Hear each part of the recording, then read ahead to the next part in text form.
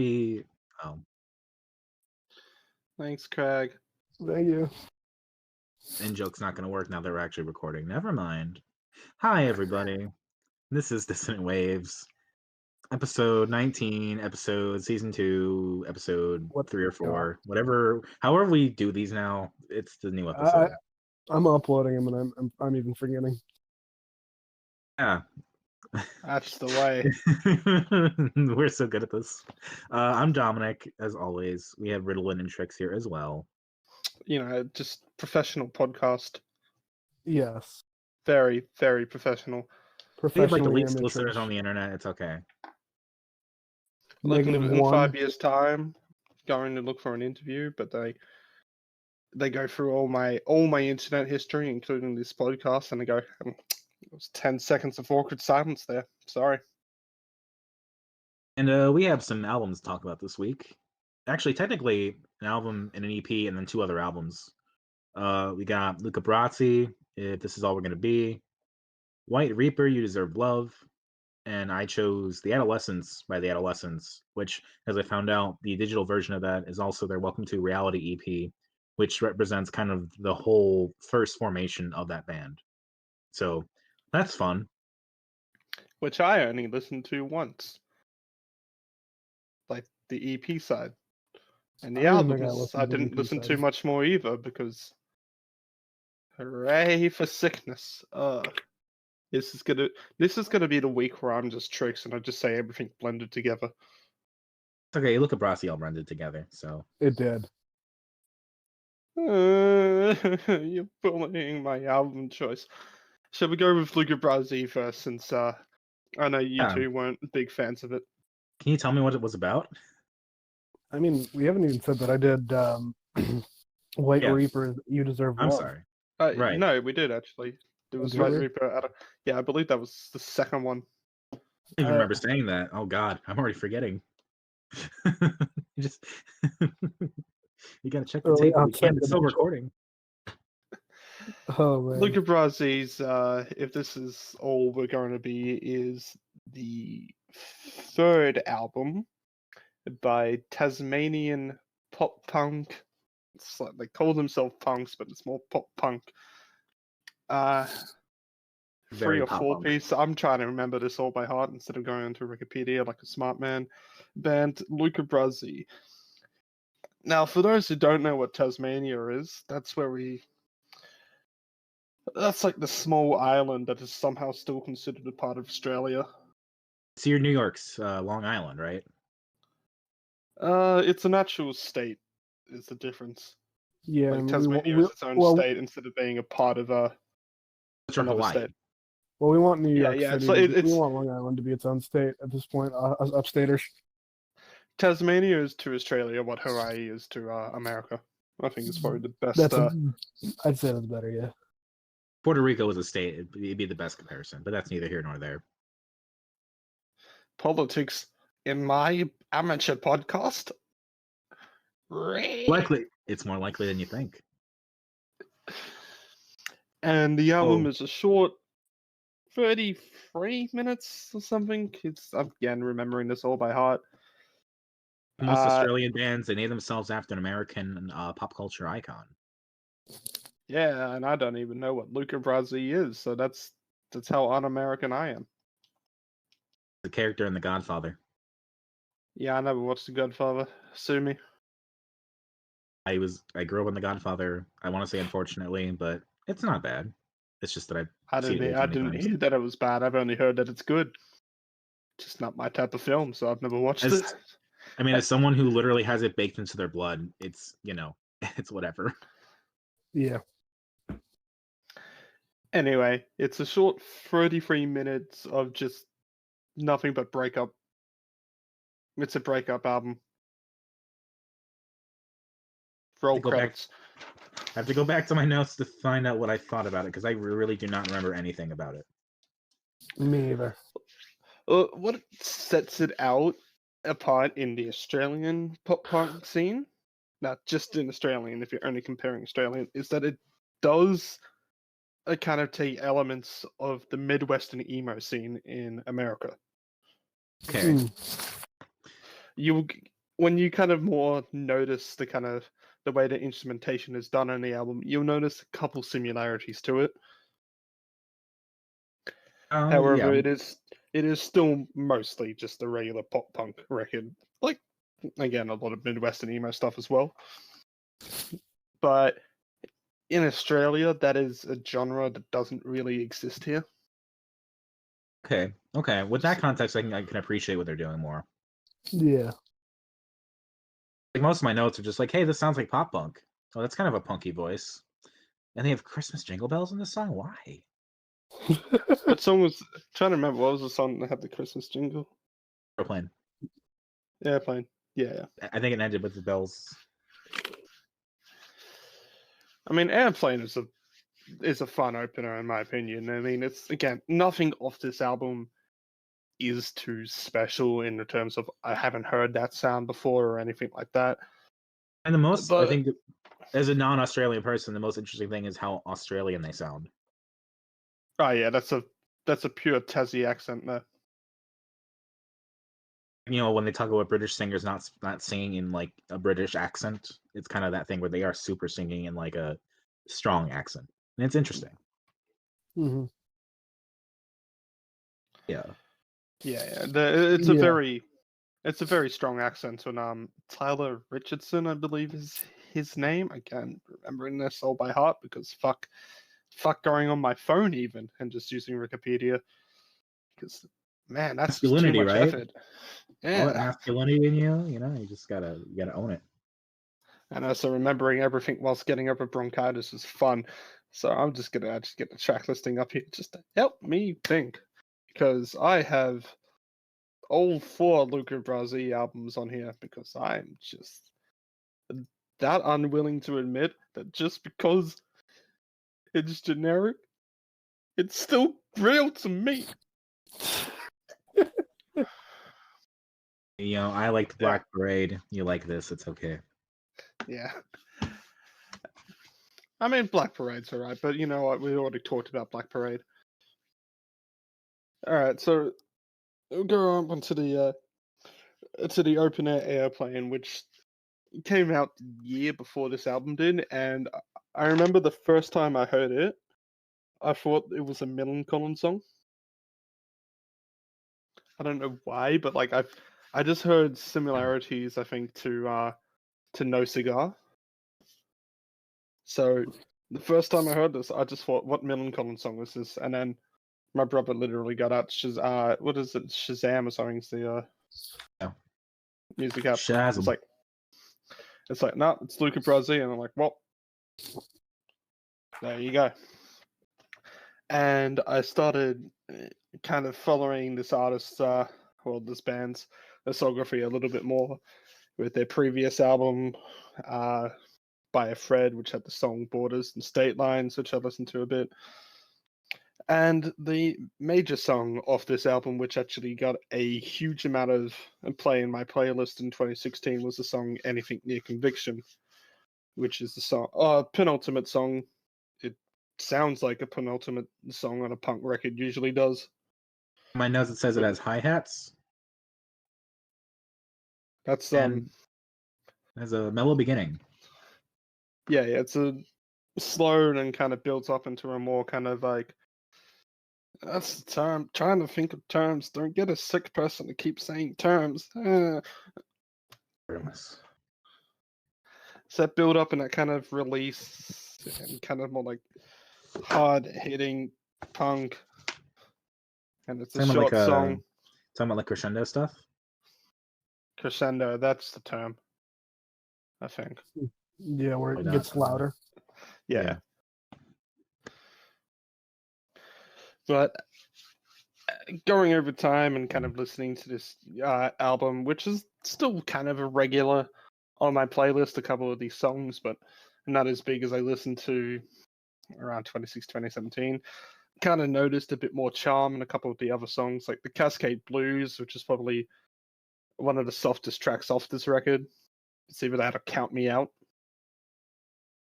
Whenever a band starts a song out with the line, let's get one thing straight, the only proper response is to say, I'm not.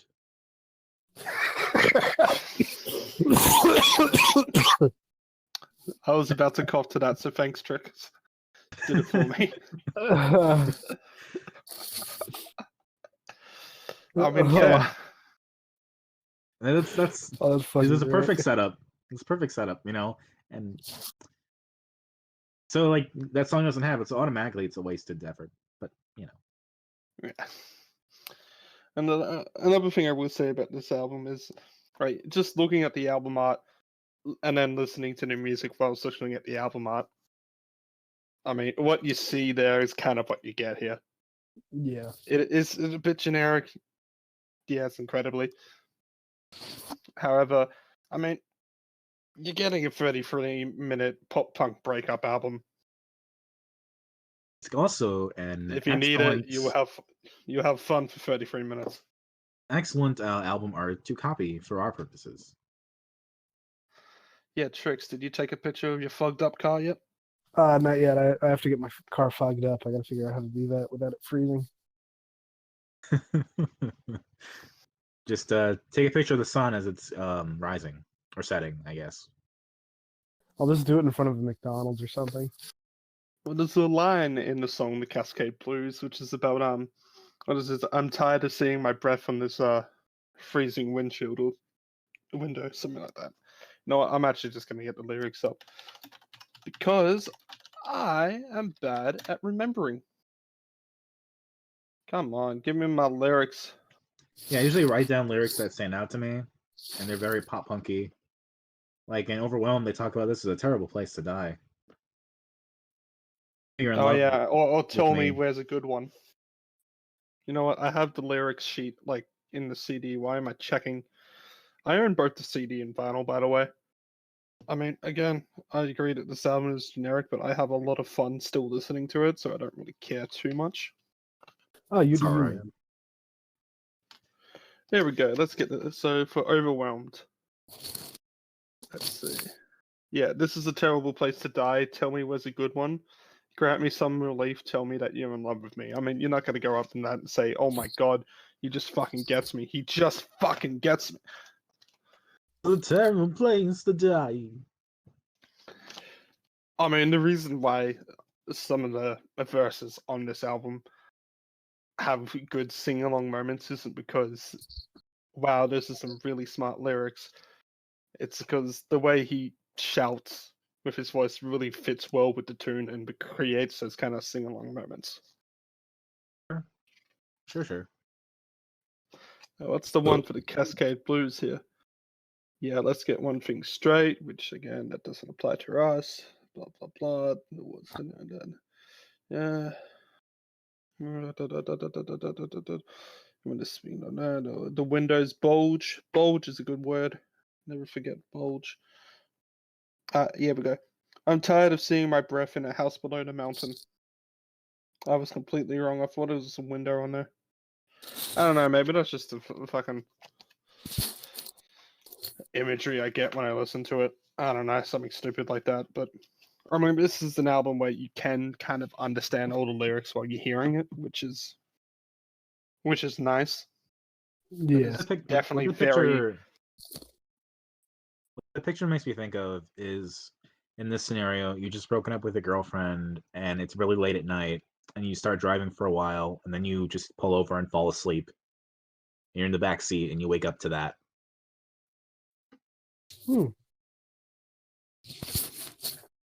Yeah, probably.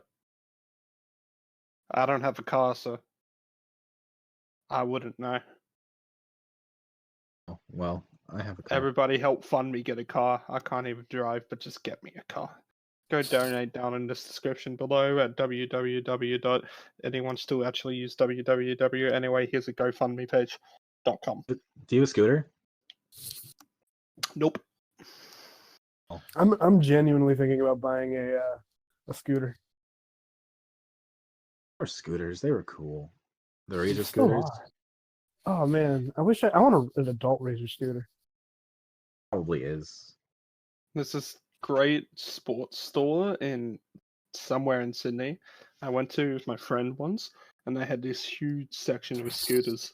And like you can actually, there's like this whole a big hallway in which you can actually test out the scooters as well. Oh, it's awesome. Long story short, he was on the scooter for like 15 minutes. Those are rookie numbers. Well, that's the scooter that he was only testing, and we had other stuff to do. But yeah, still kind of. Doing like manuals and stuff, or whatever the scooter equivalent of a manual is, wheelie. Yeah. Anyway, since we're on the scooters instead of the album, if you two have anything actual to say about this album. According to my notes, I like to Count Me Out. It had a 2015 vibe to it. Assuming that's a 2016 album, that's oh no. A 2016 vibe on that. Like it put me back in high school when I was listening to it. It was recorded partially in 2015, so that makes sense. Yeah. Well, again, Aeroplane was released in 2015 as well, so. Exactly. And I mean, Luca Brasi is still pretty much a Triple J staple to this day. I think their single got like 180 or something in the last countdown. Well, I have a challenge for you. Yeah. Bring us a band that Triple J does not talk about. Yeah, I probably have a couple. They seem like they are monolithic in the music industry over there. Oh yeah, it's because in Australia, a lot of our underground acts actually do get played. Like, it's not to say that all of them do, but one of the best things about the Australian music industry is that we at least have underground radios that's kind of popular. Like, well, it's not underground radio, sorry. We had the underground music scene getting played on a more popular radio station. Right. It's fascinating. Which in America, I don't think is too much of a thing. I think a lot of their radio stations that play it are a lot more underground and usually only digital. Yeah, they're real local, and you just get it really fuzzy. Although NPR's not too bad, apparently, is it? No, they're not terrible. They do a lot more podcasts. Yeah. But I know, like, they do all the Tiny Desk concert and stuff like that. So yeah, they figured out their shtick early and gotten stuck with it. Yeah. So that's why a lot of Australian underground acts that I talk about, I have that kind of Triple J status as well. It's because one, that's where I discovered a lot of music, and two, just kind of happens. Yeah. It's interesting. Like, yeah, like there's nothing like that over here. And this one is a Triple J unearthed act as well, so I mean, it kind of matters. They are the machine in a sense. You get picked up by Triple J, and there you go. No, it's not like you get picked up and there you go, because there's a lot of acts that get picked up. Plus, they have their own digital radio. There's a lot to it. Maybe one day I'll tell you to. To the world, man. Oh. Well, can find out on their own. Yeah, I liked Count Me Out, apparently. I said it was the best song in the album, maybe. Count Me Out was one of those songs that took me it took me a while to kind of more appreciate it. I think the lyrics are still a little cringy on it. Especially, it's all going to be, then Count Me Out is what I have written down. Yeah, that's pretty much the whole lyrics. I'm going to stop the 10-second awkward silence, or else that was that thing that I talked about at the start will happen. We're all going to get fired. You're going to go through my YouTube history. That 10-second awkward silence couldn't look at me the same way anymore. I was listening to our BTS episode without you, and it totally has like that awkward silence on there. It's so great. Yeah, the BTS episode is just pure amazing cringe. Maybe you shouldn't have listened to BTS. I mean, you have a point there. We'll go back to the world of K-pop sooner than you think.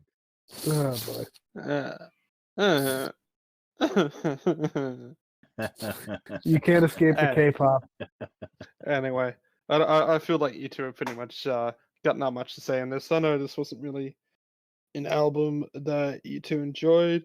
However, I mean, can we at least see the differences between pop rock and kind of pop punk here in Australia? I mean, yeah, pop punk's pop punk. Pub rock and Dune Rats are different, yes. And I mean, for some reason we call a lot of pop punk here, but it's pop punk really, I mean, and pub rock. we're going to be talking about hardcore punk in a minute, and it's like that is not the same thing. Yeah. Actual. Well, it's because I'm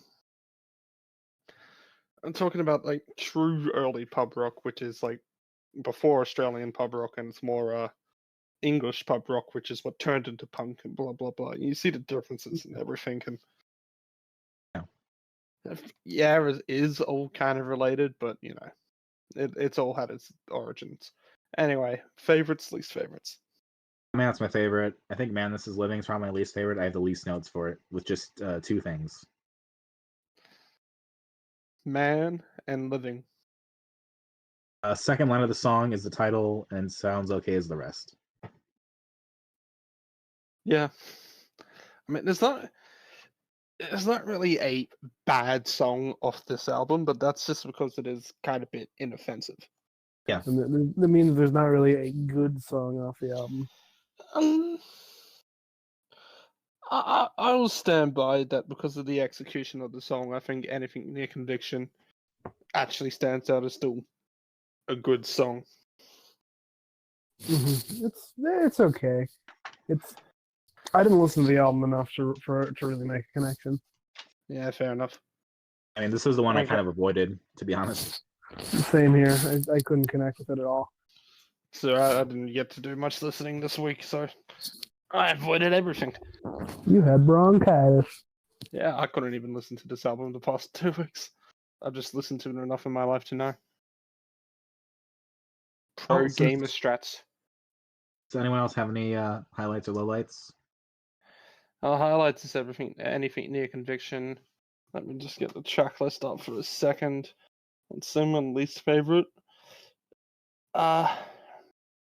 Probably Spin and Collapse or Man, This Is Living. Spin and Collapse is the other one I was thinking of mentioning too, yeah. Yeah. There's a couple other ones on here which are actually pretty fun with their short length. I think Dropout is a highlight as well, but it's not a huge one. And despite its kind of generic breakup song kind of thing, I still like listening to the Cascade Blues, which has probably the strongest Midwestern emo influence on it. That was one of the big singles for the album too, right? So yeah, the big singles were Aeroplane, Cascade Blues, and Anything New Convictions. Trix, you were right there. Seems like you're breathing through a chip packet. I got the hiccups, sorry. Love everyone who listens to this podcast. I have the worst fucking hiccups. Next album, Adolescence or Right Reaper? Might as well talk about Adolescence since we were bringing up hardcore punk. Like, Amoeba. I can't hold a note at the moment. I like Tony Hawk. Yeah, so that Tony Hawk cover there was great. This is Adolescence, by the Adolescents, otherwise known as the Blue Album, and this is the album that brought you Amoeba, which is on the Tony Hawk 3 soundtrack, which is where I knew this album from. And I knew the album from American Wasteland when the Dropkick Murphys did a cover of Tell Me Who Is Who. Yeah, Tell Me Who Is Who. Tell Me Who Is Who. I'm pretty sure it's longer as well, listening to the American Wasteland version. Pretty sure the cover is like longer, but I could be wrong. But you know what? We can check. Wikipedia. Yeah, so the Adolescents are a hardcore punk group. They're one of the early members of the scene. They share a lot of members with or not a lot, but some members with Agent Orange and other bands like that. The bass player of the Adolescents co-founded Agent Orange. And the thing to talk about is that most of these members were adolescents. They were literally 17, 18. They were doing high school shows for a lot of this stuff. Yeah. We were posting pictures in the Discord a little while ago, just talking yeah, these are literally kids. And I've literally just posted another picture in the Discord. What's shown up whenever I search this in Google? Please no awkward silence. You search up four. I can't pronounce it properly. I'm not going to bother trying. There you go. Four. So who is who? No, actually, I could be dead wrong, and the Dropkick Murphy might Drop Murphy might Build actually around be me, shorter. fall apart. I don't know what to do. I Tell can't me do the who is voice. who. Tell me who is who. Tell me who is who. Like, Well, the thing I'm Ritalin. Your tricks. That's Domino. yeah. The thing about it, like, It's is that, actually like, apparently the same length. On Wikipedia, for both versions, it says 1 minute 22 seconds. yeah, the thing about the adolescents is that they have like a whole mess of like member change ups, and they made the singer his name has gone through several iterations. And I think in this album he was known as Tony Cadena, but he's also gone by Tony Montana and Tony Reflex. Tony Adolescent. His name is Anthony Brandenburg. And as we talked about, at the time of recording this album, he was like a 17, 18-year-old, like lanky looking dude who like was really geeky and got picked on and stuff. And he just happened to front this really like hardcore punk band and created one of the most iconic voices of the scene at that time. Like, you know, the hidden potential there. And for this lineup, it was this album. They recorded an EP later that year, and then they broke up because when you're in high school making songs like this, not a lot of people are really happy about it. You know, a lot of parents are like, "Hey, can you like tone it down a bit?" You know? Yeah. This is an album that's gotten back together several times. Their last album was released in 2018, surprisingly. Yeah, and doesn't it have like Trump on the cover or something? It does. They've turned. It has what on the cover? Trump. Oh my god. I misheard you the first time. What did you think I said?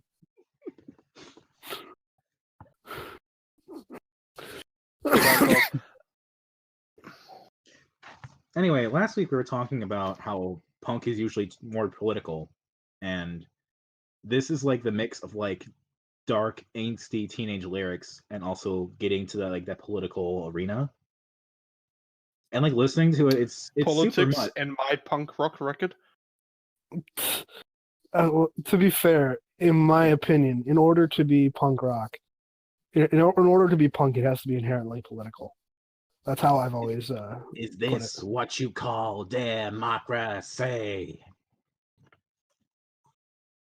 No, thank you. I'm just gonna listen to my non-political NoFX. Thank you. Yeah, like the thing to keep in mind is like literally children literally like making these songs, and like some of them are super impressive. Like, oh yeah, Kids of the Black Hole and Amoeba, they were songs from one of the previous bands, the Detours, that kind of migrated over as the band formed. And like there are two kinds of songs on this album. There's like traditional punk songs, which are kind of short blasts. You know, I Hate Children, Self Destruct, really quick things. And then you have Kids of the Black Hole and Amoeba, which are like actual songs with several minutes of material. Not that there's anything bad about either way. It's just like there's, you know, classics on here. Like, it's impressive how far they were able to go pretty much for being the garage band everyone wants to be when they're that age. yeah.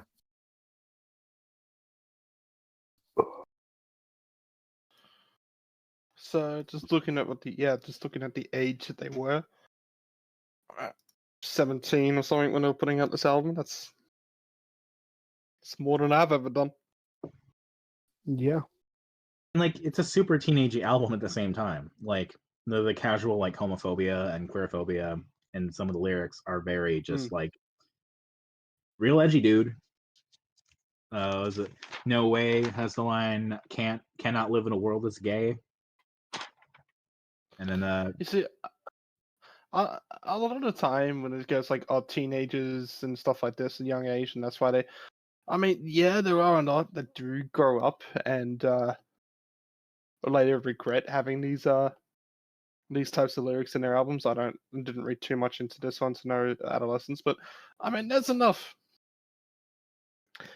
artists out there though that were quite young when they put out their debut stuff, and You know, they didn't have all this homophobic shit and stuff in there. Hmm. I know the 80s was still a bit more ripe with homophobia than today's standards, and eventually one day we'll say, hey, it's not even ripe with homophobia. It's not there, but because I mean, there's probably still enough artists out today. I don't really go ahead and find them, so I don't know that put out these debuts and I don't know how late into their career they are, and it has lyrics that revolve that have some homophobic or sexist statements in there. I mean, Hilltop Hoods back in 2003 with the record "The Calling," they had some great lines which would use gay, not like they weren't homophobic to say, but they were using like kind of gay bars and stuff like that as an insult to people.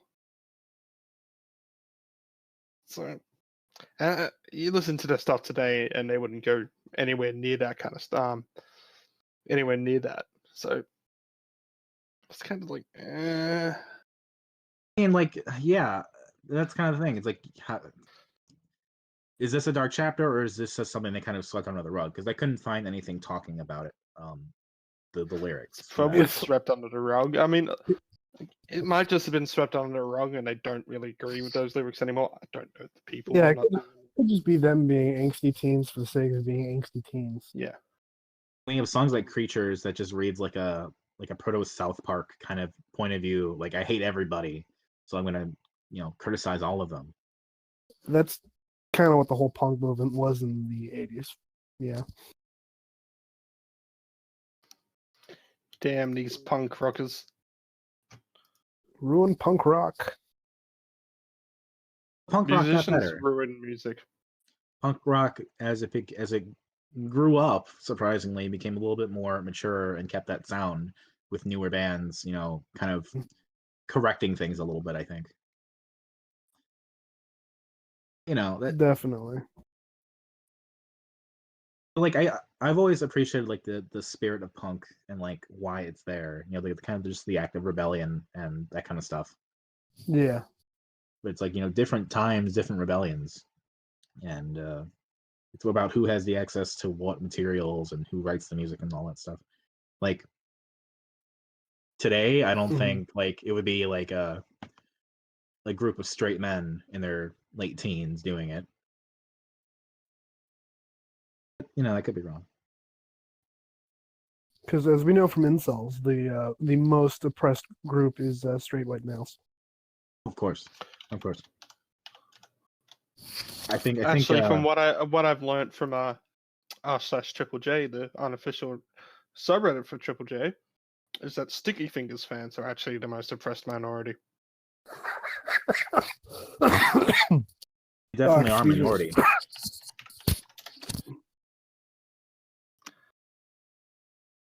That was a good one. So far, no opinion has beaten comparing the blacklisting of Sticky Fingers and Triple J to the Holocaust. Oh God.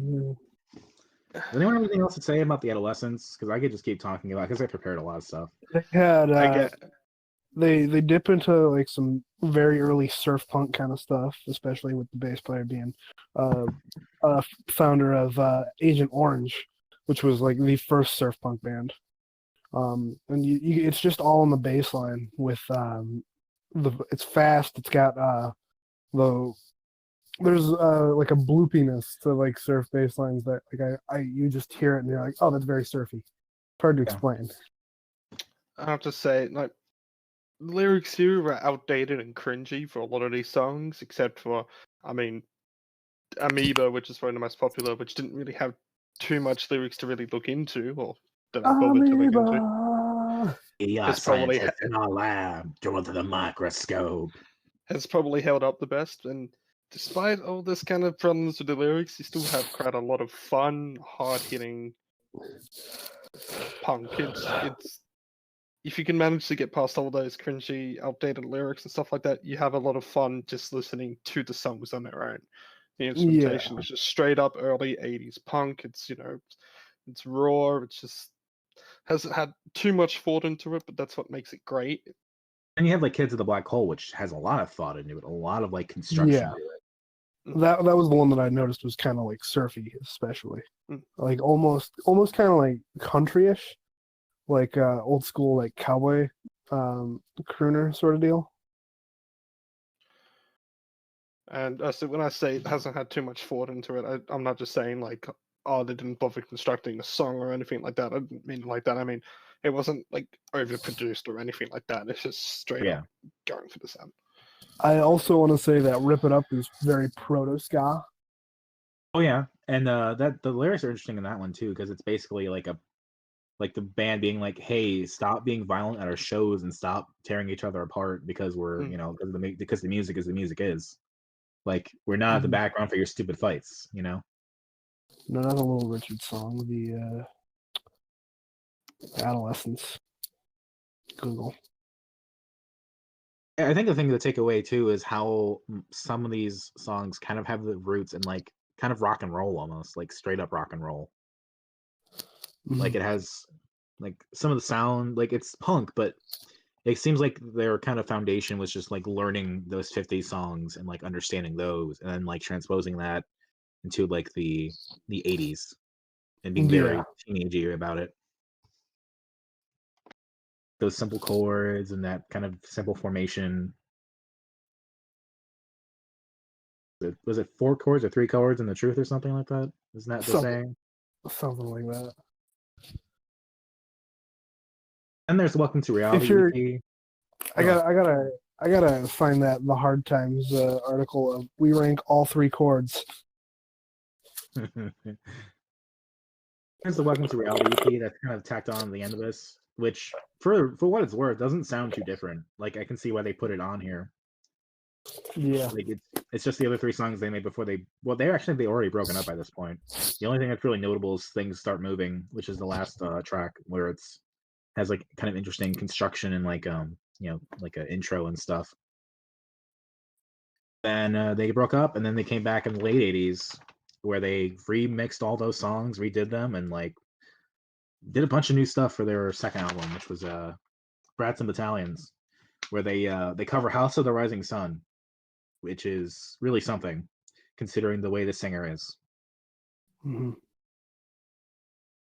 Like his voice is very take it or leave it. Like it's very emblematic of punk.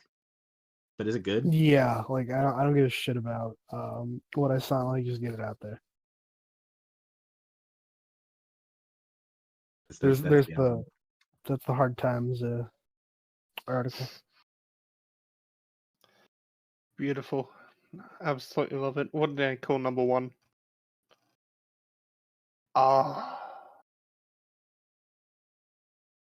Masterpiece.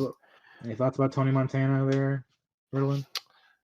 No, not really. I was kind of zoned out for a bit. Sorry. Sorry, you're still recovering. Yeah, his voice is the way his voice is, and it's it is that era in like a nutshell, but it's also very much like a limited voice. Robert Plant. Yeah. Shall we go into favorites, least favorites, or we got anything else to say? I'm just gonna say, imagine him covering like Black Dog or something. That'd be amazing. Yeah, that'd be wicked. I'd say my favorite of this is Amoeba because Tony Hawk's. Yeah. Yeah. Amoeba once you have the context of Tony Hawk covering it as well, it's even more. That elevates it even further. Yeah. And least favorite is going to be No Way. That's the one where the lyrics are just too hard to get past. You gotta go home and jack off instead. I think that's one of the lines. You can't live in a world this gay. Oh, what a good line. I mean, I don't know when the term gay stopped meaning happy, but I think it was way before the 80s. Yeah. I thought gay meaning stupid was a really modern invention. I was very surprised that an album from 1981 had that context to it.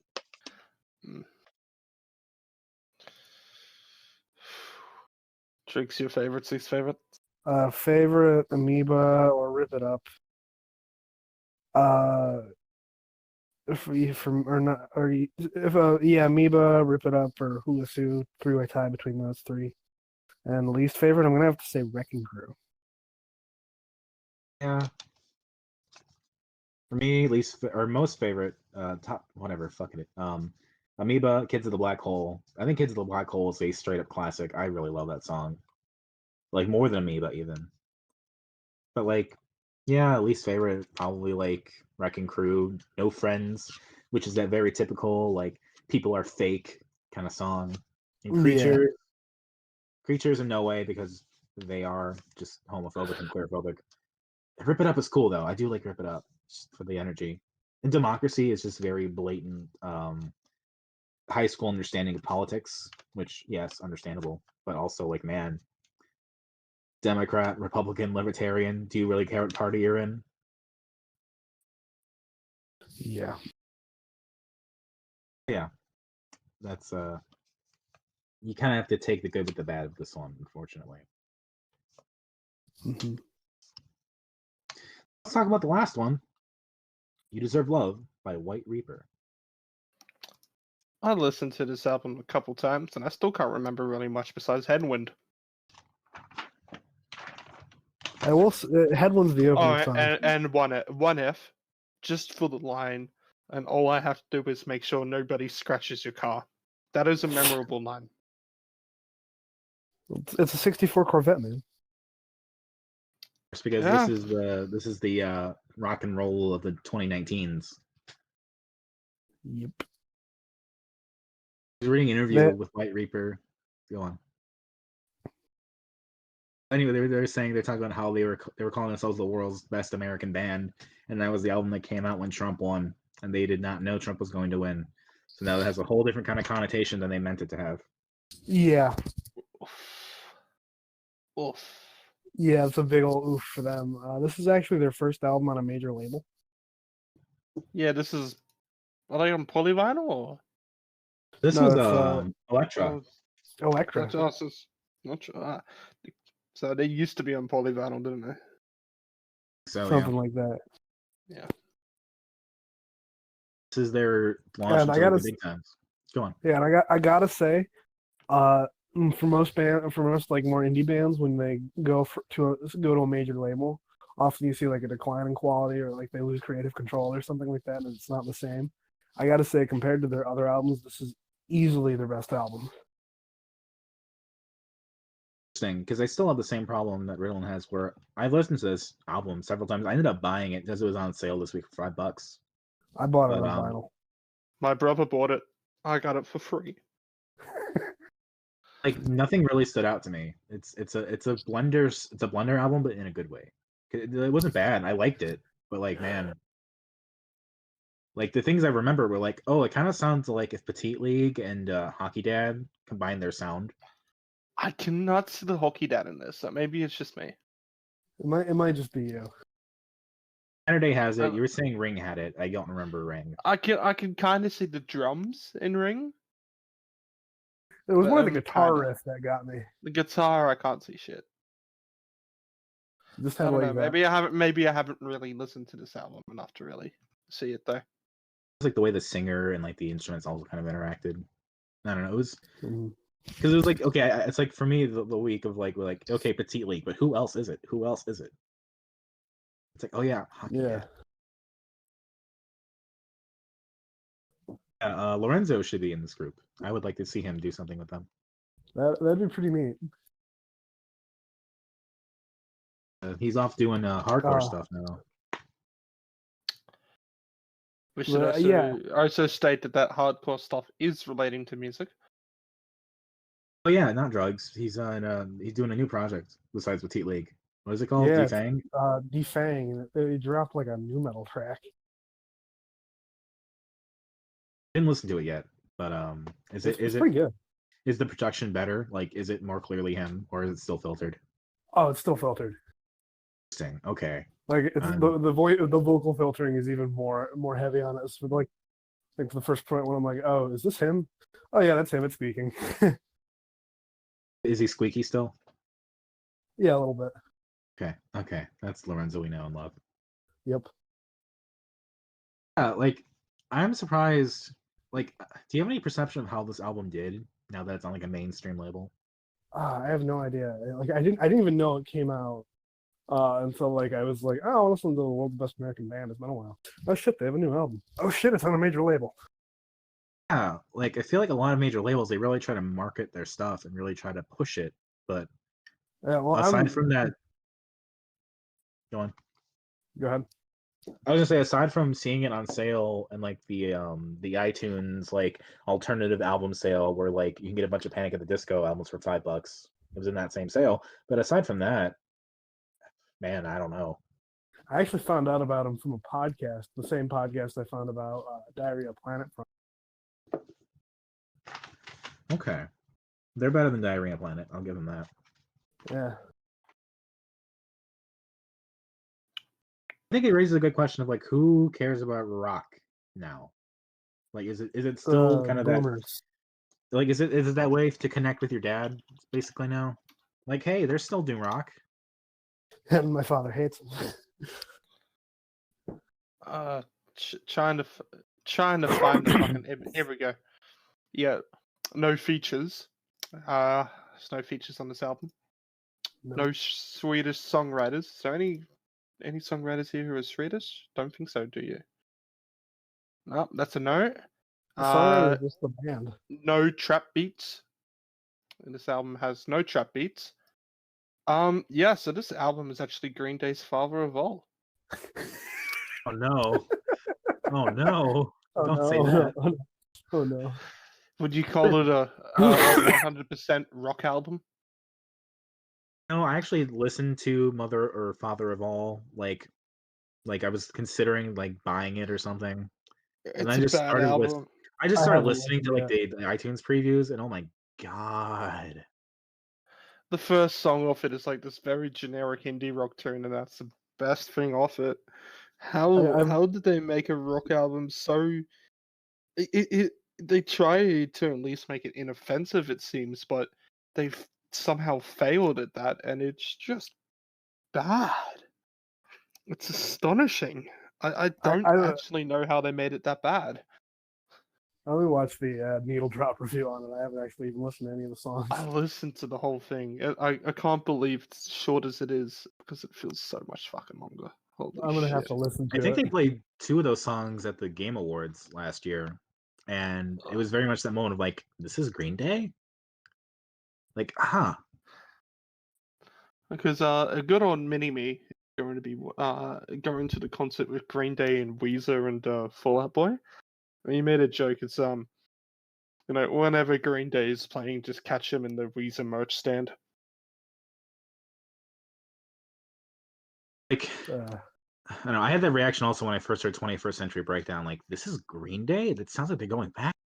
Oh, it's not even 21st because Century Breakdown was actually good though. Like, American the Idiot was album's such a not bad thing. though. The album's not bad though because it doesn't sound like Green Day. Because I mean, evolution's a thing, and sometimes massive changes.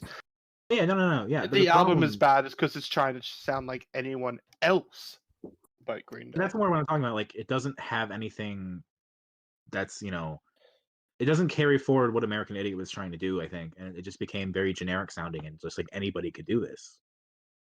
Yeah. That's I got from what little I listened to of Father of All. Plus, you know what the worst part about the album cover is? The puking unicorn. No, it's that it's literally the American Idiot cover, and they've cropped it and then put the unicorn on there and said Father of All. Take a look at this now. I'm doing that now. Oh no, they did. That is terrible. God, it is.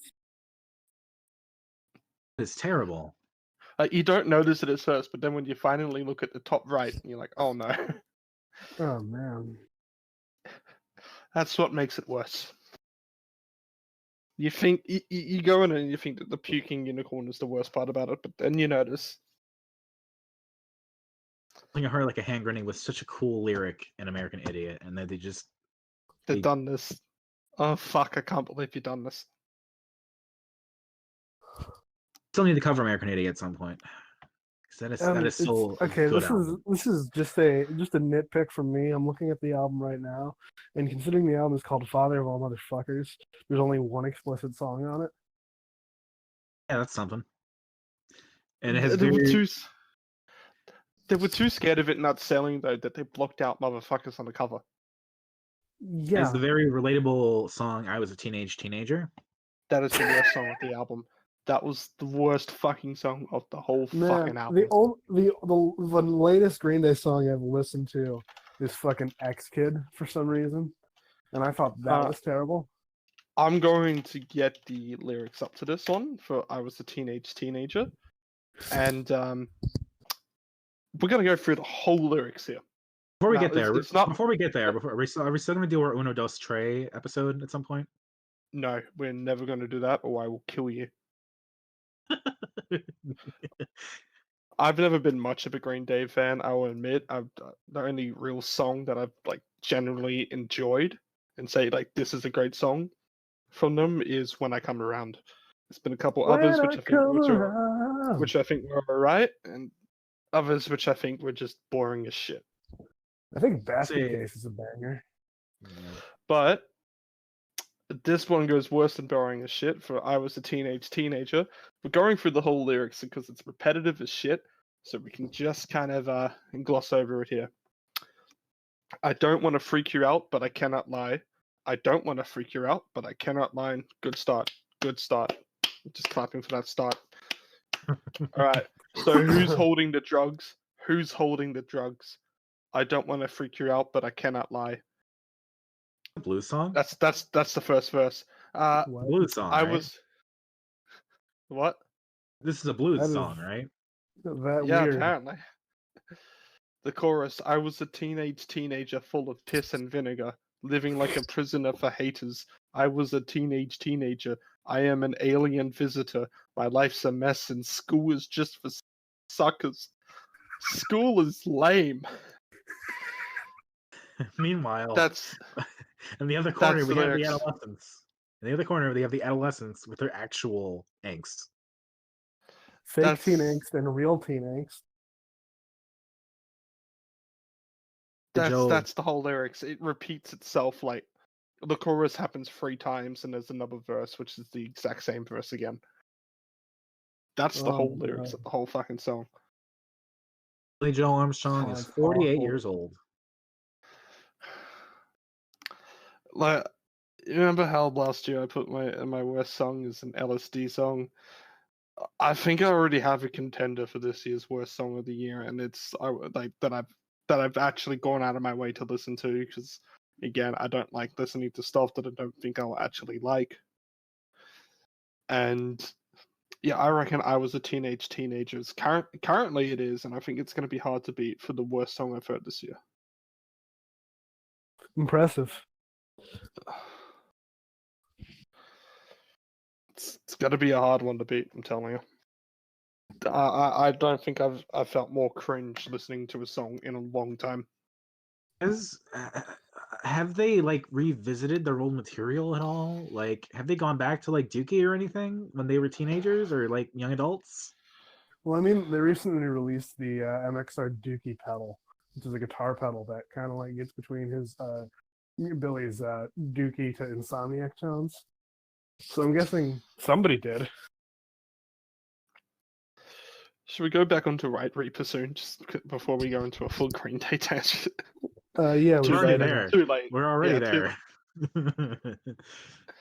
I mean, Live Reaper's cool. Like, it's fine. Yeah, I like it. It's great. I don't remember it, but I like it. Oh god, they changed the artwork on the Dookie drive to the fucking unicorn. The opening song "Headwind" as well had one of the most overused lyrics I've ever heard in any song. Where when anytime someone goes, "We're gonna get out of this place. We're gonna get out of this place." It's usually like, "We're gonna be alive. We're gonna make it. Yay!" That's the most overused line I've ever heard. Is "We've got to get out of this place." It's like when all the movies who have that line of like, "How you holding up?" I'm posting the Dookie drive, the updated chassis. Oh my god. Fucking hell, this is disgusting. Oh, it is. Hey, you know what? You know what boomers will love? What? We're gonna have a unicorn and it's gonna vomit rainbows. Because And LOL random.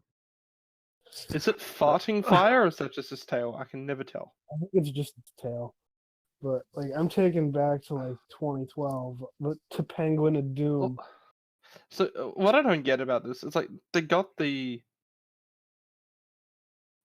they've got it so wrong. So you notice how there's the left leg of the unicorn. We're just gonna call it a leg, even though it's the same. And then the tail is there. So the tail was on the left side of the unicorn instead of being in the middle. Mm-hmm. Yeah, what's your point? How does that fucking make sense? What animal has its tail on its left side instead of in the middle? Well, it's on its ass. Yeah, but it's on the left. It's on the left side of the ass. It's not in the middle. It could be on both sides. No, of it the can't ass. because it can't because you see the bloody leg there.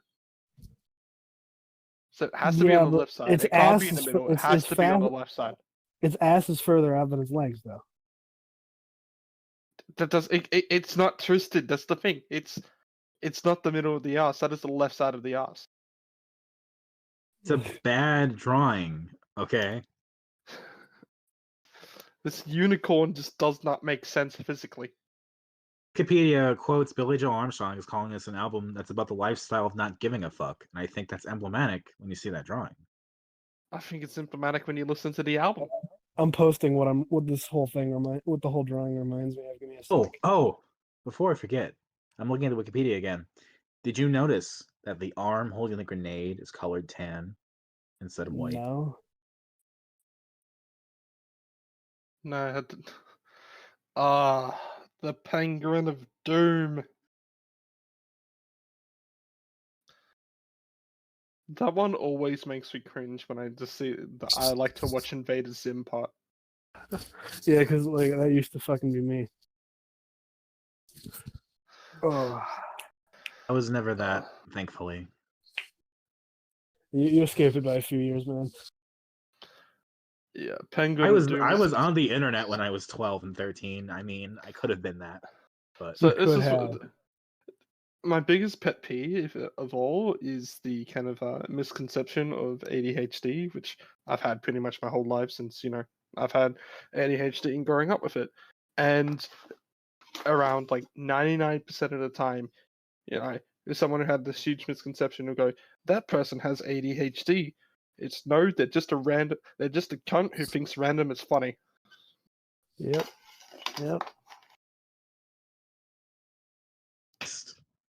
And it fucking triggers me to this day. Holy shit. And that's the end of the Penguin of Doom side note. Tumblr, man. Tumblr was a real ride back then. I missed Tumblr glory days. Those Tumblr glory days were only just because of the porn. Let's not even hide it. So like more like Tumblr glory hole days. Yeah. Then they got rid of the porn, and now Tumblr is a shadow of itself. Although Honestly, according to my friend, you can still get to the porn. It's just porn is still there. Hidden. The porn is still there. You have to have an account to see it, but it's still there. Well, that's basically. Nah, that's too much for me. Once you start creating accounts just for porn, then you're going too far. Just quietly hides Pornhub Premium account. I don't actually. Currently hides everything. Anyway, I'll let you two protect yourselves some more, but ain't no one gonna find our Pornhub premiums. How else do you make your money, Well, yeah. I work for a living. Same here. Exactly. Yeah. We don't make our money through porn. We No, spend our money. It's all about the spend, Domino. Capitalism, my man. Anyway, Might Be Right was the first single on You Deserve Love. Real Long Time was the second single. And 1F was the third single. Does anyone remember them? No.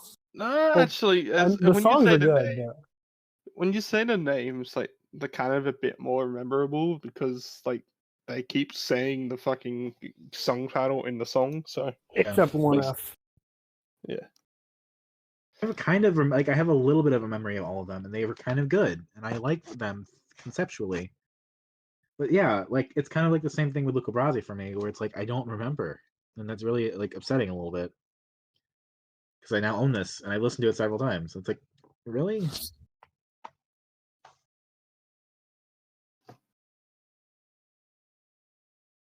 so that's been White Reapers You Deserve Love. I don't think we got much more to say about this record.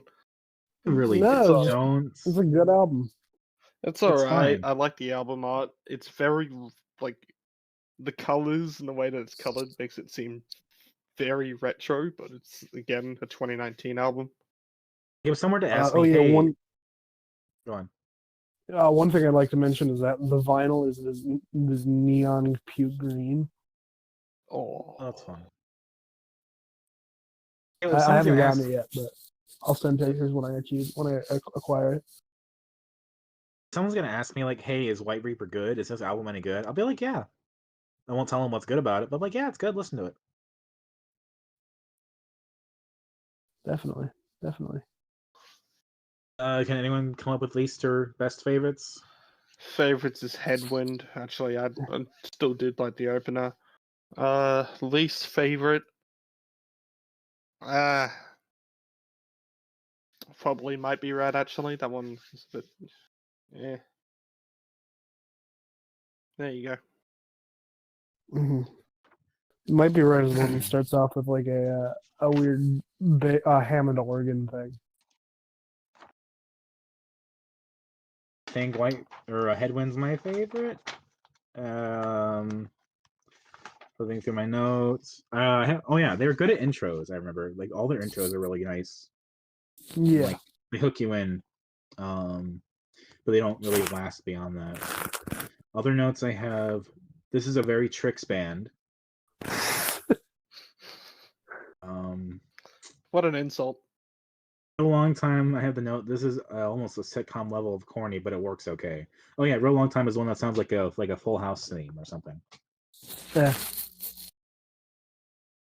Real long time, real Yeah, long yeah. time. Exactly right.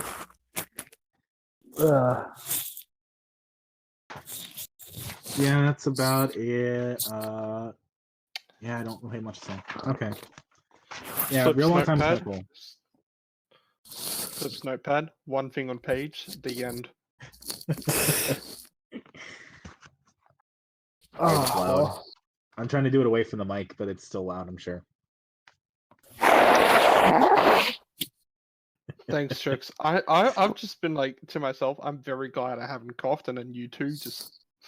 I'm in the middle of an allergy attack right now. Sorry.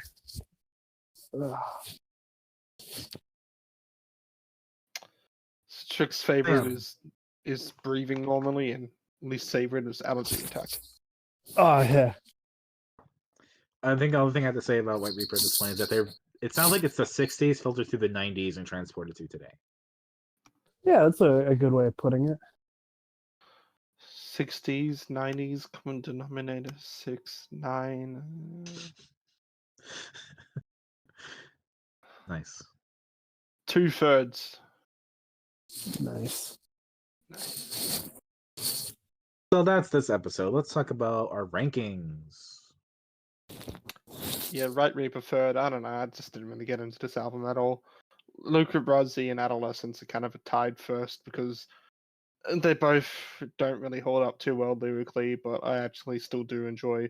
I enjoyed listening to Luca Brasi a lot more. So usually I put that as a number one, but I'd say Adolescence is a bit more with historical. I don't know really where I'd place them really. So I'm just going to tie him as number one. Yeah. Good album. For me, my ranking is going to be number 3, Lucas Brasi. Number 2, White Reaper, and number 1, the Adolescence, just because like nostalgia and shit. Lucas Brasi. Lucas. I didn't realize I did that. I was trying not to get angry at that one. I was trying not to laugh. But there we go. And then for me, it's Luca Brasi in third, White Reaper in second, and Adolescence in first. As much as I don't want to admit that, it's true that I still enjoy this album quite a bit for just its very basic punk vibes, and like it's still impressive that teenagers put this together, but it's still kind of homophobic and not fun in that way.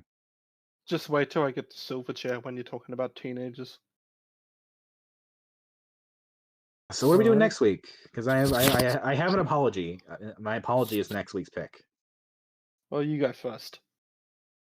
So we're gonna go to the other end of the punk spectrum and do Against Me's Transgender Dysphoria Blues, because that is about as queer punk as you can get. And it gets as far away I'm from the very elements. surprised. I'm very surprised that you picked that before Tricks. I was considering waiting for Tricks to do it, but it felt appropriate given how adolescents are. See, Against Me is one of those bands that I never really got into like early on, so I haven't actually heard any of their 2010s discography, so it's surprisingly going to be a new one to me. Hey. Tricks, have you chosen? Yes, my album is gonna be fucking I'm gonna do another Montreal album. I'm gonna pull one before Dominic in retaliation for the Against Me. Just kidding. I'm gonna do Satanic Panic in the Attic. Get it in while you can. Yeah, before You're Fun. Good thing I already downloaded that one, so I have something to listen to on the way to work. Now, what did I say that I was going to do for next week? It's out in the Middle East, I thought. Nah, I'm going to do the Violent Soho debut / self-titled, as I've been calling it like that because it's technically 2 albums. Their debut, We Don't Belong Here, which is a very hard to find debut online these days, besides YouTube and some people sharing the files, which they then kind of re-recorded into their what is kind of referred to as their debut, but it's not actually their self-titled, which has 7 of the tracks completely re-recorded for it. Mm-hmm. Okay. Do you want us to listen to it? I want to listen to both. Okay. All right. The first one does kind of sound like demos, the debut, but there is some massive changes between the two to warrant actually listening to both. All right. Before I forget, I'm gonna throw in the extra single, 500 Years, onto Transgender Dysphoria Blues, because it was like a B-side to the album, and it goes really well with it. Fair. Not the biggest deal to listen to, but I want to at least kind of have it in the conversation. Fair. And that will do us for another week of Dissonant Waves. I have been Ritalin. You can catch me at the usual things that you can catch me at. That is at Ritalin for Kids at github.io, where I've actually uploaded a new project on there, Map of the Side, and a very early pre-alpha. I don't know if these two bothered to download it yet. They hurt my feelings. Not yet. I haven't. My computer's been up on the fritz. Yeah. I just have bad anxiety, so I forget. So yeah, Lucky, I've actually uploaded that. For those really who can't lucky, play, I'm actually able to do this podcast. You're lucky I'm prepared enough to do this podcast. I'm gonna say that. For those who don't have a Windows machine and can't play it, I've also uploaded a video of me playing it for 5 minutes on my YouTube channel, which will be in the description below. I don't have any more socials, but I'm bad at changing my tone to actually make it seem like I'm ending a sentence. I've been Tricks. You can catch me at Procrastinaut. That's Procrastinating Astronaut. And I also have a YouTube channel, Moonchild, where it's all just bass stuff. Look in there somewhere. My name's Dominic. You can find my writings at tiltedwindmillstudios.com. On Twitter at DACICHOCKI. I have an Instagram. Maybe I'll share that eventually. I just made it. I don't know what I'm gonna do with it yet. I I think think that's usually. Instagram. I think it's usually all I say. There's probably other stuff. I'm doing some other writing projects right now, so things might be a little bit different than usual with my updating. But if anyone actually listens to that and cares, you'll eventually see what that's about. I believe.